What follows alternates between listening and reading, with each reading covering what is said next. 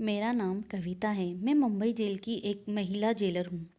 आखिर वहाँ रोज रात को मुजरिम औरतों को अंधेरे कमरे में देसी घी क्यों दिया जाता है, ये एक परेशान करने वाला सवाल है।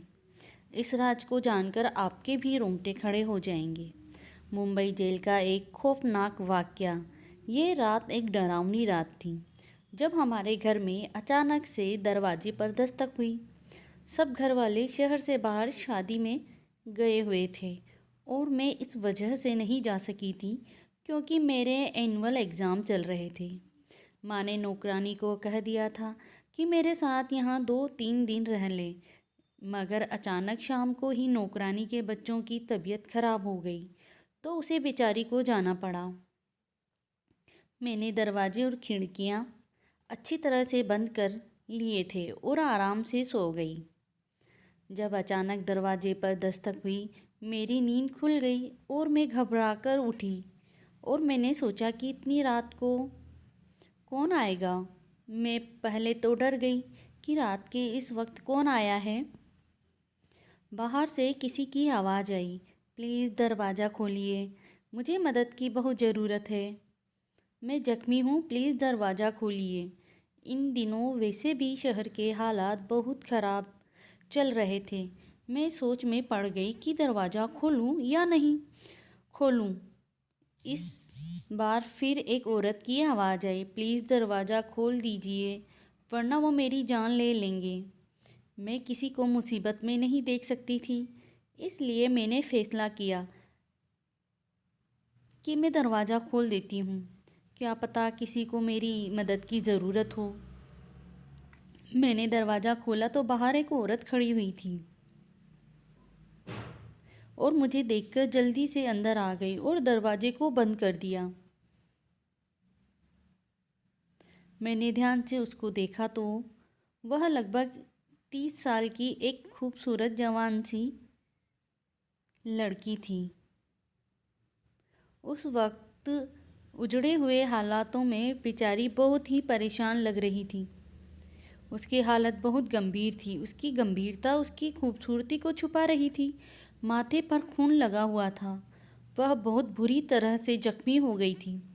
अभी मैं उसको देख ही रही थी कि अचानक से पुलिस के सायरन बजने लगे। मैंने चौंक कर उसको देखा। मुझे कुछ गलत होने का एहसास हुआ, जैसे मैंने कुछ गलत कर दिया हो। वो कहने लगी, मुझे कहीं छुपा दो, पुलिस मेरे पीछे है, प्लीज़ मेरी मदद करो। मैं सोच में पड़ गई। मुझे बहुत ही पछतावा हुआ कि मुझे इसको अपने घर में जगह नहीं देनी चाहिए थी और न ही इसकी मदद करनी चाहिए थी। अगर पुलिस ने छापा मार लिया तो मैं भी इसके साथ जेल जाऊंगी। सायरन की आवाज़ धीरे धीरे करीब आती जा रही थी। मेरे दिमाग ने बिल्कुल भी काम करना बंद कर दिया था। मुझे समझ में नहीं आ रहा था कि मैं क्या करूं।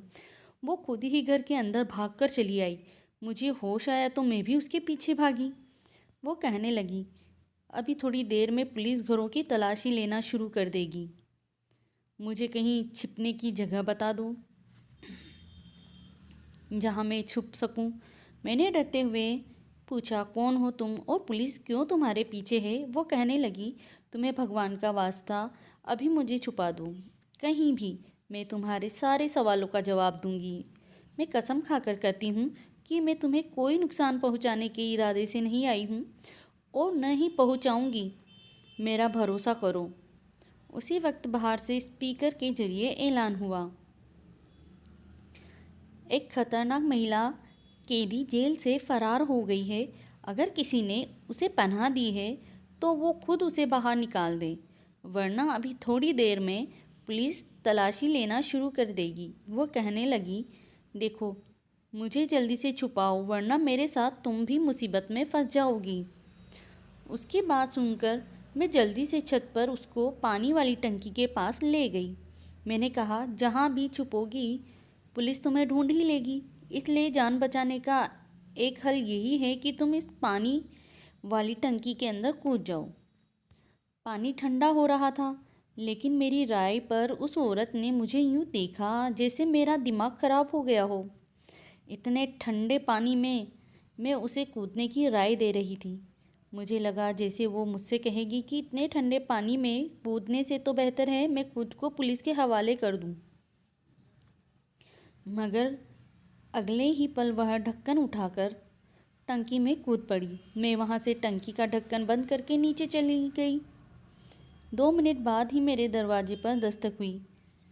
मैंने दरवाज़ा खोला तो मेरे सामने 2 पुलिस महिला और बहुत सारे आदमी और कुछ पुलिस वाले भी खड़े थे, जो दरवाज़ा खोलते ही अंदर घुसते चले आए और मेरे घर की तलाशी लेने लगे।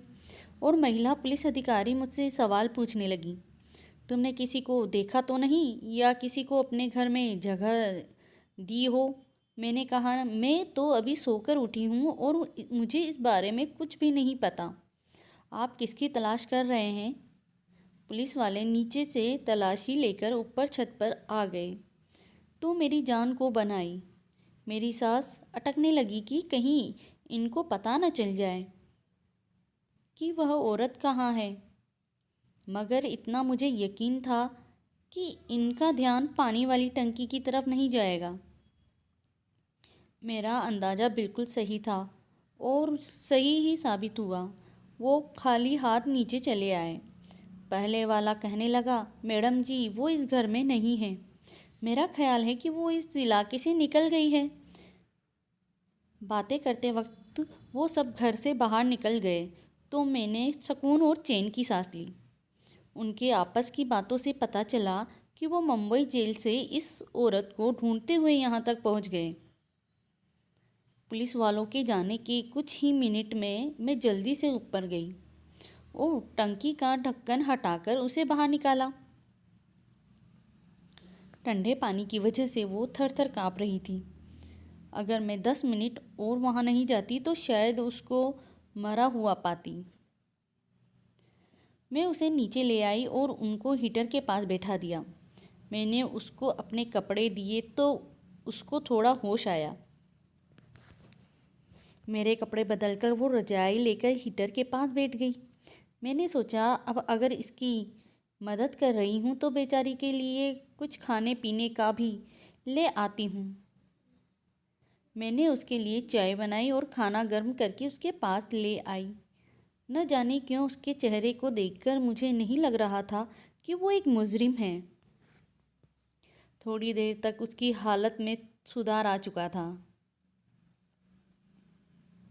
अब मैंने उससे बात की शुरुआत की और कहा, आपको देखकर लगता तो नहीं कि आप मुजरिम हो, लेकिन पुलिस आपके पीछे क्यों पड़ी है और ये कह रही है कि मुंबई जेल से एक मुजरिम औरत फरार हुई है, तो क्या आप वाकई मुजरिम हैं? मेरा सवाल सुनकर उसने गहरी सांस भरी और कहने लगी, तुम्हारा अंदाज़ा बिल्कुल ठीक है। मैं मुंबई जेल की कैदी नहीं बल्कि वहाँ की जेलर हूँ। मैंने कहा, क्या? ये सुनकर कि वो मुंबई जेल की जेलर हैं, मेरे तो होश ही उड़ गए। एक जेलर के पीछे पुलिस, लेकिन क्यों? मैंने पूछा, आप जेलर हो के मुजरिमों की तरह क्यों भाग रही हो? तो वो कहने लगी कि बड़ी लंबी कहानी है, सुनकर क्या करोगी? मैंने कहा, देखिए मैंने आपको अपने घर में जगह दी है, आपकी मदद की है, अब आपको भी अपनी कहानी मुझे सुनानी होगी। क्योंकि मैं ये सब आपसे इसलिए भी पूछ रही हूँ क्योंकि मैंने भी मुंबई की एक जेल में जेलर के लिए अप्लाई किया हुआ है, तो मुझे आपकी कहानी सुनकर मालूम हो जाएगा कि वहाँ के क्या हालात हैं। वो कहने लगी, ठीक है, अगर तुम्हें इतना ही जानने का शौक़ हो रहा है तो ठीक है, तो फिर सुनो।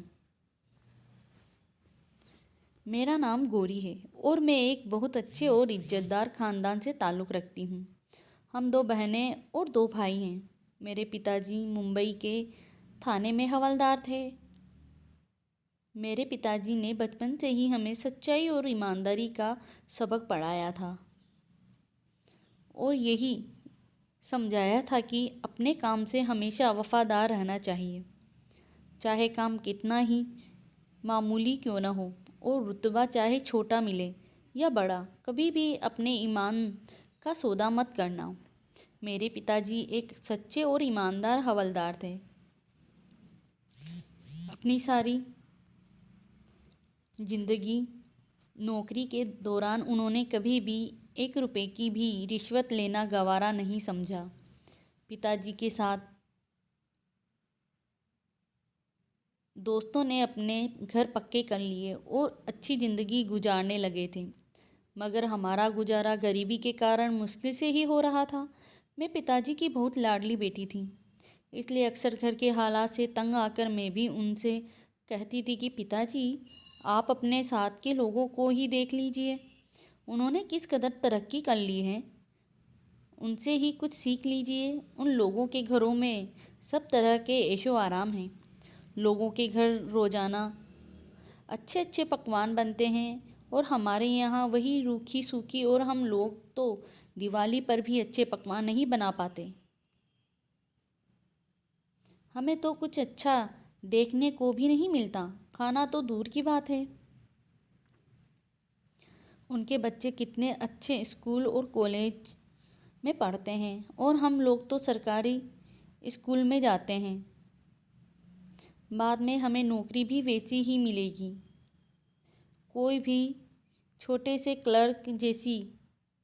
पिताजी हंसकर कहते हैं, बिटिया रानी, तू फिक्र ना कर, तेरे भाग्य में बहुत बड़ी और ऊंची नौकरी है। मैं मजाक मजाक में कहती, क्यों पिताजी, क्या मैं मुंबई जेल की जेलर बनूंगी? पिताजी कहते, तो इसमें इतनी हैरान वाली बात क्या है? तू अच्छे नंबरों से परीक्षा पास कर लेगी तो लग जाएगी। और मैं हंसकर कहती, पिताजी, आप भी किस ज़माने में जी रहे हैं? मेरी सिफारिश होगी तभी तो किसी नौकरी पर लगूंगी, वरना पैसे देकर नौकरी करने वाले तो हमारे हालात नहीं हैं। पिताजी ने गुस्से से कहा, न रिश्वत और कभी भी ज़िंदगी में इन दोनों चीज़ों की तरफ झुकने का सोचना भी मत। मेरे पिताजी का तो वो हाल था कि वो ईमानदारी और फ़र्ज पर अपनी जान दे दे। मेरी बहन स्कूल में पढ़ने लग गई और बड़ा भाई पिताजी के रिटायरमेंट होने के बाद उनकी जगह लग गया। मैंने अपना एक मकसद बना लिया था कि मुझे भी मुंबई जेल की जेलर बनना है, और इसके लिए मैं जी जान से टेस्ट की तैयारी करने लगी और टेस्ट भी दे दिया। मुझे उम्मीद थी कि मेरी नीयत अच्छी है तो मेरी विनती भी सुनी जाएगी, और ऐसा ही हुआ। मैं मुंबई की जेलर सेलेक्ट हो गई। वो दिन मेरी ज़िंदगी का सबसे हसीन दिन था।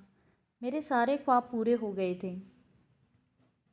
मैं बहुत खुश थी, जैसे मुझे ज़िंदगी की सबसे हसीन खुशी मिल गई हो। मेरा सपना सच हो गया था। पिताजी ने इस मौके पर सिर्फ यही कहा कि जेल में अलग अलग तरीके की परेशानियां तुम्हारे सामने आएगी,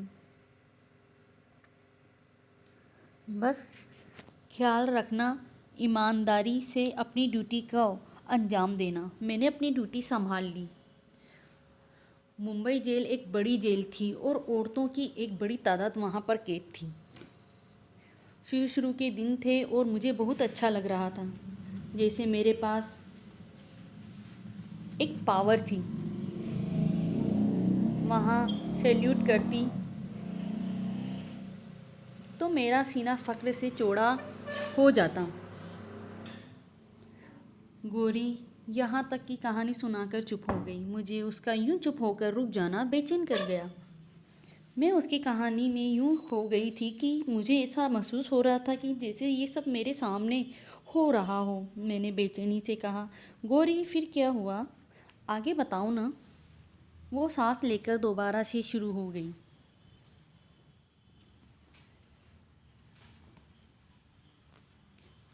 तो मुझे तसल्ली हुई।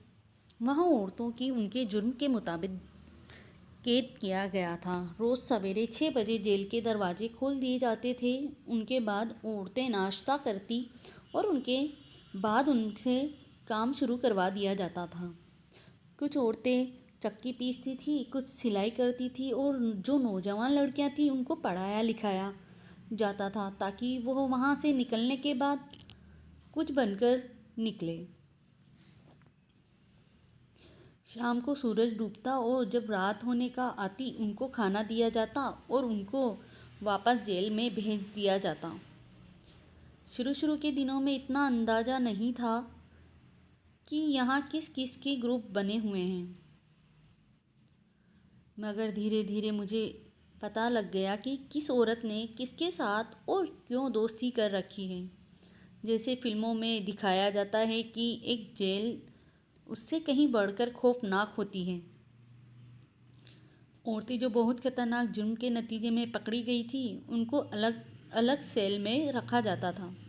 मुझे अपना काम करने में ज़्यादा दिलचस्पी नहीं होती थी। लगता था कि जैसे इन लोगों को तो पहले से ही काम करने की आदत नहीं थी। मगर मैं तो रोज़ाना पिताजी से ईमानदारी का पाठ पढ़कर आती थी, इसलिए न सिर्फ खुद काम करती बल्कि अपने साथ लोगों को खूब दौड़ाया करती थी। मैं अपनी नरम दिली की वजह से औरतों में बहुत मशहूर हो गई, जिसकी वजह से वहाँ की सभी औरतें मुझे बहुत पसंद करने लगी और मुझसे बहुत खुश रहने लगी। औरतें बताती थी कि मुझसे पहले जो जेलर थी वो काम धाम तो कुछ नहीं करती थी, बस रोब झाड़ती रहती थी और बगैर किसी वजह के जिसको मर्जी मारती पीटती थी। मैंने सभी पुलिस कर्मचारियों को कह दिया था कि किसी भी औरत पर कोई हाथ नहीं उठाएगा। अगर किसी ने भी ऐसा किया तो मुझसे बुरा कोई नहीं होगा। एक दिन भर राउंड पर गई तो एक औरत ने रोते हुए मुझे बताया कि लेडी कांस्टेबल ने आज किसी वजह के बगैर थप्पड़ मारा है। मुझे सुनकर बहुत गुस्सा आया कि अपनी ताकत का नाजायज़ फ़ायदा उठाना उसे किसने सिखाया। मैंने उसे 1 हफ्ते के लिए सस्पेंड करवा दिया। मेरी वजह से जेल का माहौल अच्छा होने लगा था। मैंने औरतों को अलग अलग तरीके से रोज़गार सिखाना शुरू कर दिए थे। मेरी ड्यूटी से वहाँ के लोग बहुत खुश थे और मुझे पहले ही साल में अच्छे काम की वजह से मेडल से सम्मानित किया गया। वहाँ मेरे काम को खूब सराहा गया, खूब सारी तारीफ़ें हुई। इसी दौरान मेरे लिए एक अफसर मनीष का रिश्ता आया। जैसे कि मेरे घर वालों ने मेरे लिए चुना और मेरी शादी हो गई। मेरे पति बिल्कुल वैसे ही ख्याल के थे जैसे मेरे पिताजी थे, इसलिए मैं अपनी ज़िंदगी में बहुत खुश थी। ड्यूटी और घर बहुत अच्छे से चल रहा था, सब कुछ ठीक जा रहा था। मगर कहते हैं ना, आजमाइश इंसान पर उसी वक्त आती है जब वो ज़्यादा ही खुश की ज़िंदगी में खो जाए। मेरी किस्मत को भी मेरा सुकून अच्छा नहीं लगा। उन्हीं दिनों जेल के बाहर से देसी घी के भरे हुए डिब्बे अंदर जाने लगे। शुरू शुरू में तो मैंने इतना ध्यान नहीं दिया कि रिश्तेदार अक्सर इस किस्म की चीज़ें भेजते रहते हैं, मगर जब लगातार इसी तरह रोज़ाना देसी घी के डिब्बे जेल में आने जाने लगे तो मैं चौंक गई। मुझे ये बात हजम नहीं हुई कि यह क्या हो रहा है। मेरा दिल और दिमाग कह रहा था कि कुछ तो गड़बड़ ज़रूर है। मैंने सोचा कि मुझे मालूम करना होगा कि रोज़ रोज़ देसी घी के डिब्बे किसके पास जाते हैं, कौन मंगवाता है। एक अच्छा जेलर वो होता है जिसने कैदियों में से ही अपने जासूस बनाए हों, ताकि उसको पल पल की खबर मिलती रहे। मैंने भी उसी औरत को अपने लिए जासूसी करने को कहा था जिसके लिए मैंने लेडी कांस्टेबल को 1 हफ्ते के लिए सस्पेंड किया था। मेरे इस अंदाज से वो मेरी वफ़ादार हो गई थी और मेरे कहने पर मुझे खबरें देती रहती थी कि जेल के अंदर क्या हो रहा है। इसलिए एक दिन मैंने सारे देसी घी के डिब्बे खुलवाए और अच्छे से डिब्बों की तलाशी ली। उन डिब्बों में देसी घी ही था। मैंने उस औरत को बुलाया जो मुझे सारी खबरें देती थी। मैंने उससे कहा, मुझे अंदर मालूम करके बताओ, देसी घी के डिब्बे आखिर आते हैं किसके लिए हैं और कौन इन्हें इस्तेमाल करता है और क्यों। मुझे 2 दिन के अंदर सारी रिपोर्ट बना कर दो। मेरी ड्यूटी ज़्यादातर दिन के वक्त ही होती थी और रात के वक्त एक और जेलर ड्यूटी पर आ जाती थी। दिन के वक्त तो किसी की हिम्मत भी नहीं होती थी कि मेरे होते हुए कुछ ऐसा वैसा हो जाए, मगर रात के वक्त वहाँ क्या होता है इसकी मैं गारंटी नहीं दे सकती थी। इसलिए जासूस को काम पर लगा दिया। मैंने बीच में टोकते हुए पूछा, गौरी, क्या आपको देसी घी के डिब्बों की वजह से शक हुआ था? मेरे सवाल पर जेलर गौरी ने हाँ में सिर हिलाते हुए कहा, हाँ, रोजाना ही कई डिब्बे देसी घी के जेल के अंदर जाते थे और मेरी नज़रों में ये नॉर्मल बात नहीं थी। मेरा अंदाज़ा बार बार यही कह रहा था कि कुछ ऐसा हो रहा है जो मेरी नज़रों से ओझल है। मेरी जासूस ने मुझे सनसनीखेज शब्दों में आकर जो खबर सुनाई वो सुनकर ही मैं दंग रह गई। उसने कहा कि देसी घी रोज़ रात को अंधेरे कमरे में कुछ खास औरतों को दिया जाता है। रात की ड्यूटी वाली जेलर सारा स्टाफ इस बात को जानता है और आपके कार्यालय की भी 2-4 लोग शामिल हैं। मैं उलझन में पड़ गई कि अंधेरे कमरे में देसी घी क्यों औरतों को दिया जाता है, इसका क्या मतलब हुआ। मैंने अपनी जासूस से कहा कि मुझे उन औरतों के नाम बताओ जो रोज़ाना अंधेरे कमरे में जाकर देसी घी खाती है। और जासूस ने जिनके नाम बताए उन औरतों को देखकर मैं चौंक गई। वो औरतें पहले तो इतनी सेहतमंद नहीं थी, दुबली पतली सी थी, मगर अब देखो तो वो काफ़ी सेहतमंद लग रही थी। जासूस ने मेरे कान में चुपके से कहा, मैडम जी, ये सारा कमाल देसी घी का है।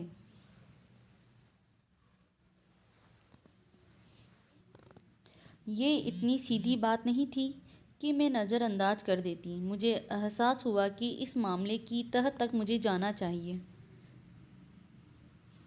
मैंने कुछ दिनों के लिए अपनी ड्यूटी रात की शिफ्ट में करवाने का फ़ैसला कर लिया।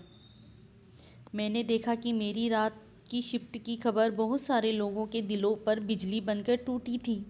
मैंने दिन के समय घर में अपनी नींद पूरी कर ली ताकि वहाँ रात को जाग सकूं। रात के 9 बजते ही मैंने देखा लेडी कांस्टेबल चोरी चोरी कहीं जा रही है। मैंने सोचा कि इसके पीछे जाकर देखती हूँ और मैं धीरे धीरे उसका पीछा करने लगी कि वो कहाँ जाती है। मैंने जो देखा उसने मुझे चौकन्ना कर दिया क्योंकि एक अंधेरे कमरे में वो कैदी मुजरिम औरतों को देसी घी दे रही थी। पहली चौंका देने वाली बात तो ये थी कि रात के इस वक्त देसी घी खाने की क्या ज़रूरत थी, और ज़बरदस्त बात ये कि जेल के आखिरी वाले अंधेरे कमरे में जाने की क्या तुक बनती है। मैंने 2-3 दिन यही रूटीन देखा, लेकिन इसके अलावा कोई और ज़बरदस्त बात मेरी गिरफ्त में ना आ सकी। मैं कुछ भी पूछकर इनको शक करने का मौका नहीं दे सकती थी, लेकिन मैं चुपचाप सब कुछ देख रही थी कि कभी तो मौका आएगा कि कोई और सबूत मिलेंगे। और सबूत आखिर एक दिन मिल ही गया। उस दिन रात के 11 बजे थे। मैंने अपना सिर मेज पर टिकाया और जानबूझकर आंख बंद कर ली ताकि कोई देखे तो यही समझे कि मैं सो रही हूँ। थोड़ी ही देर गुजरी थी कि मेरे ऑफिस में कोई आया। आहट से मैंने पहचान लिया कि लेडी कांस्टेबल है। वो मुझे सोता देखकर बाहर चली गई। वो किसी से कहने लगी, लगता है जो नींद की दवा मैडम को दी है उसने असर कर दिया। खाया, मैडम सो रही है, बस कुछ ही घंटे बाकी हैं, इसलिए उन औरतों को जाकर कहो जल्दी जल्दी अपना काम करें। कुछ ही देर में वो दोनों वहाँ से चली गई। मैंने हैरत से सोचा कि आखिरकार ये सब क्या हो रहा है जेल में जिसकी मुझे खबर नहीं थी, और मेरी नाक के नीचे सब कुछ हो रहा है। इनकी बातों से अंदाज़ा हुआ कि जो भी हो रहा है इसी अंधेरे कमरे में हो रहा है। तभी मैंने उठने की कोशिश की ताकि जाकर देख सकूं ऐसा क्या हो रहा है वहाँ पर। उठते ही मेरा सर चकराने लगा। मुझे चक्कर आ रहे थे। लगता था कि मेरी चाय में जो नींद की गोलियां मिलाई थी उसने अब असर करना शुरू कर दिया था। मैं वहीं पर सो गई और सुबह तक मुझे कुछ खबर नहीं हुई कि मैं कहाँ पर हूँ। सुबह उठी तो सर भारी हो रहा था, इसलिए घर चली गई। घर जाने से पहले इन औरतों के सेल की तरफ आई ताकि कोई बात इनके बारे में पता कर सकूं, मगर वहाँ पर सब ठीक लगा तो मैं वापस घर आ गई। घर आकर मैं सोचती रही कि इस कांस्टेबल के साथ दूसरा शख्स कौन था जिससे वो बात कर रही थी। इसके बाद मैं रात को दोबारा ड्यूटी पर गई। मैंने फैसला कर लिया था कि मुझे क्या करना है। मुझे कल की तरह चाय पेश की जाएगी, मगर आज मैंने वो पी नहीं, पास ही के वॉश बेसिन में बहा दी और खाली कप रखकर आंखें बंद कर ली। थोड़ी देर बाद वो कप लेने आई तो मुझे सोता हुआ देखकर तसल्ली अंदाज में बाहर चली गई। थोड़ी देर बाद मैं भी बाहर निकल आई। रात के 11 बज रहे थे। जेल में हर तरह की लाइट बंद थी।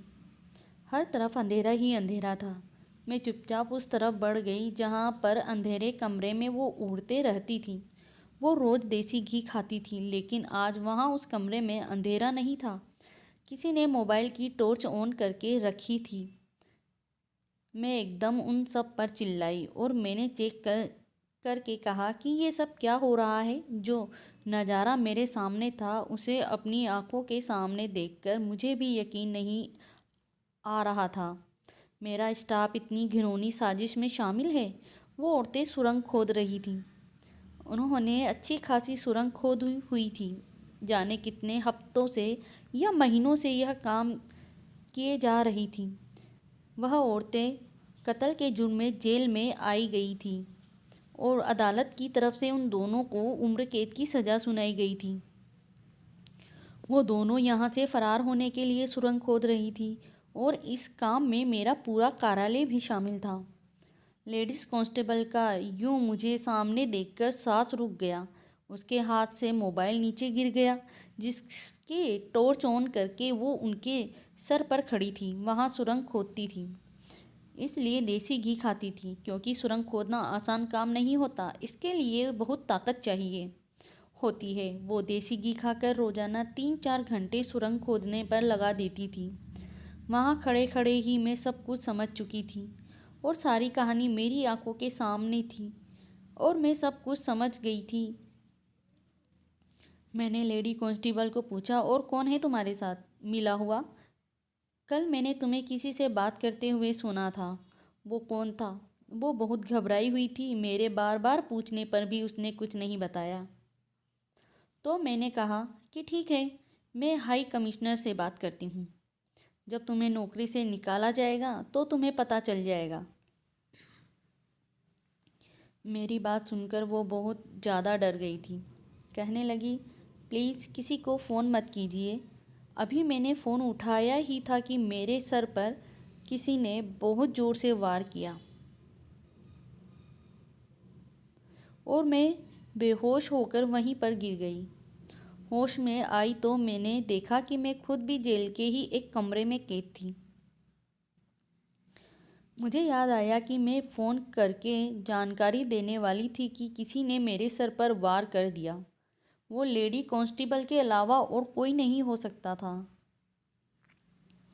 इसी ने अपना राज खुल जाने के डर से मेरे सर पर वार किया होगा। मैं होश में आई तो देखा कि वो अकेली नहीं थी। जो साथी उसका साथ देने की कोशिश कर रही थी, वो साथी उस वक्त उसके साथ मौजूद थी।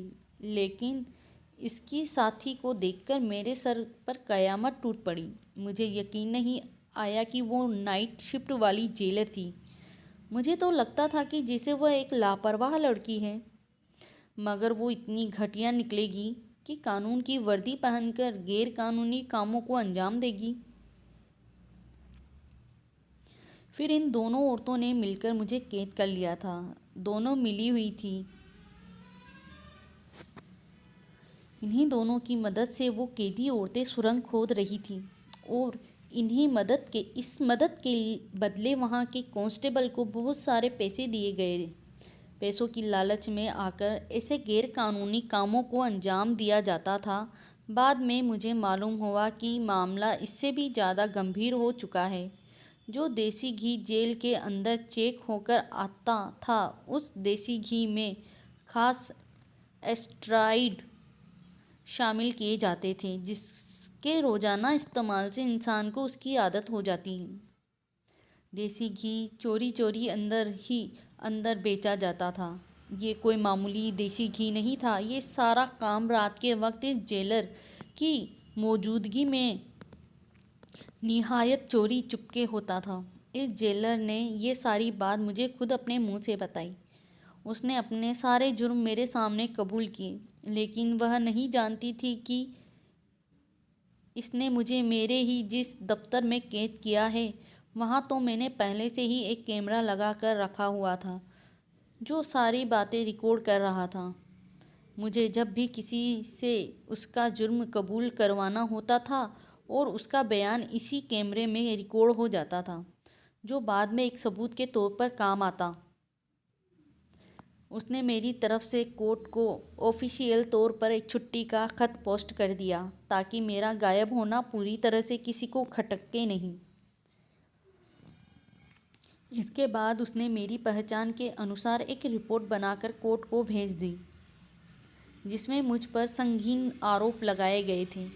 इसका इरादा मुझे रास्ते से हटाने का था।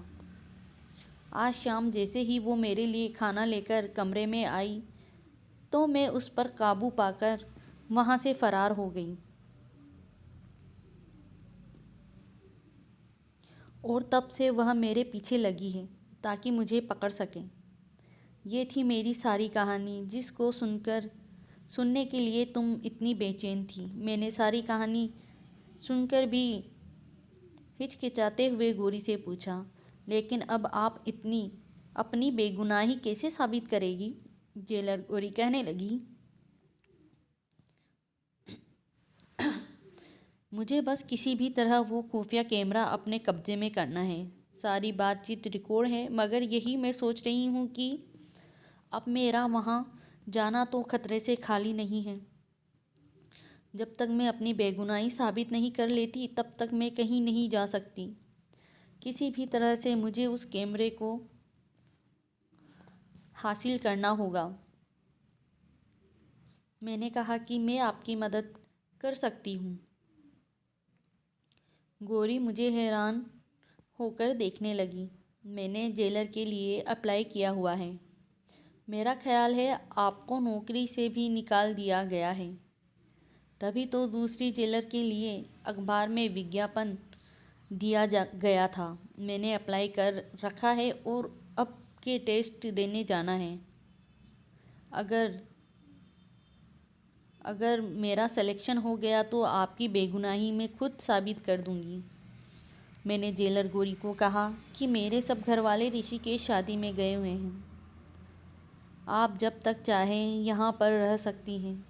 मगर अगले ही दिन उन्होंने अपने पति को फ़ोन किया और उसके साथ चली गई।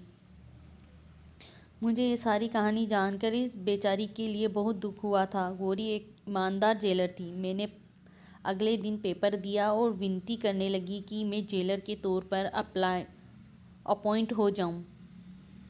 मेरा मकसद गोरी की बेगुनाही साबित करना था और इस मकसद के लिए ज़रूरी था कि मैं मुंबई जेल के अंदर जाती, और ये सिर्फ जेलर की हैसियत से मुमकिन था, जो कि शायद मैं ही कर सकती थी। मेरी प्रार्थना रंग लाई। मुझे सेलेक्ट कर लिया गया। इंटरव्यू की सारी तैयारी मुझे गोरी ने ही करवाई थी, जिसकी वजह से मैं कामयाब हुई थी। मैंने वहाँ जाते ही पहले दिन देख लिया था कि वो कौन सी औरतें थीं जो सुरंग खोदती थी और देसी घी हजम करती थी। इन औरतों को देखकर अंदाज़ा हुआ कि इनका काम अभी भी जारी था। मैंने चुप करके बड़े अधिकारियों को लेटर लिखकर ये बताया कि जेल में सुरंग खोदी जा रही है और इसकी जिम्मेदार रात की ड्यूटी वाली जेलर और लेडी कांस्टेबल है। इसके साथ ही मैंने वो कैमरा भी सबूत के तौर पर साथ में भिजवा दिया, जो मुझे ठीक उसी जगह मिला था जिसका मुझे गौरी ने बताया था। ठीक रात 11 बजे जेल के सेल में छापा पड़ गया, जहाँ सुरंग खोदी जा रही थी, और उन औरतों को सुरंग खोदते हुए रंगे हाथों पकड़ा गया। लेडी कांस्टेबल और नाइट ड्यूटी वाली जेलर को भी गिरफ्तार कर लिया गया और उनको कड़ी से कड़ी सज़ा सुनाई गई। यह सब मैंने अपनी ड्यूटी के दूसरे ही दिन किया था, क्योंकि मेरा इरादा ही यही था कि सच सामने लाया जाए। जेलर गौरी की बेगुनाही साबित हो गई और